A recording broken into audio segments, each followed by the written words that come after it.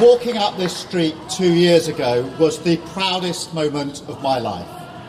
A new Labour government, the first in 14 years.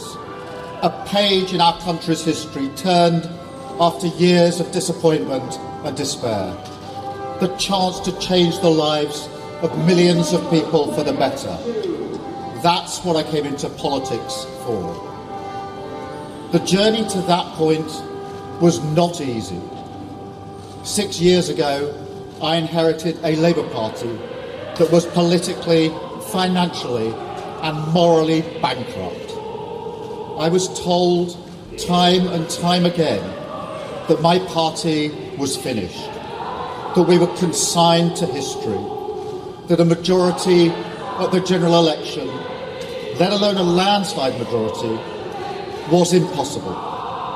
But we proved those people wrong, because we changed our party, ripping out the poison of anti-Semitism, restoring trust on the economy, defence and national security, and becoming a party that once again stood proudly with, not against, our national flag.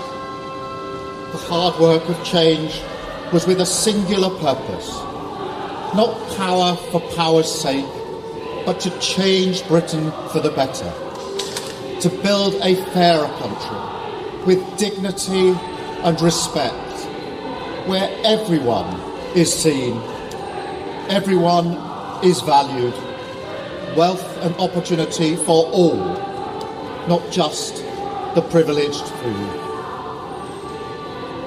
And look at what we've achieved in just 2 years.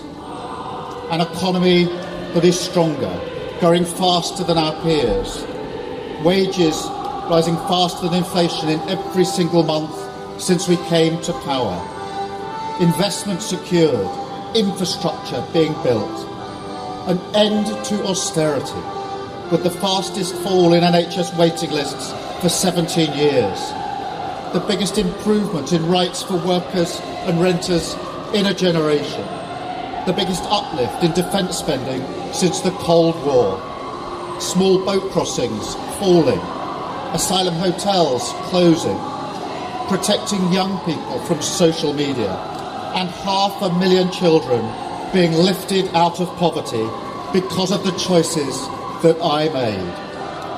Our reputation in the world restored, with Britain once again standing up for decency, respect and the rule of law, securing trade deals, standing with Ukraine, standing up for our values and rebuilding our relationship with our allies in Europe. Change promised by a Labour government, change fought for by a Labour government, change delivered by a Labour government.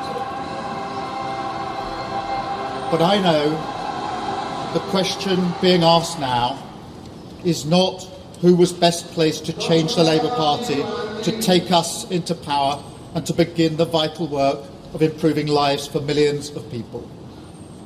Those questions have been answered.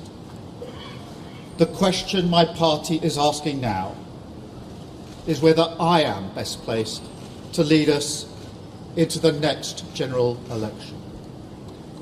I have heard the answer of my parliamentary party to that question, and I accept that answer with good grace. Every decision I've taken has been about putting the country I love first. That is why I will resign as leader of the Labour Party. I have spoken to His Majesty the King this morning to inform him of my decision. I will ask the National Executive Committee of the Labour Party to set out a timetable with nominations opening on the 9th of July and completed by the summer recess. In the case of a contest, this will ensure a new leader is in place before Parliament returns in September. I will remain in post as Prime Minister until the contest is complete, and I will do everything I can to ensure an orderly handover of power.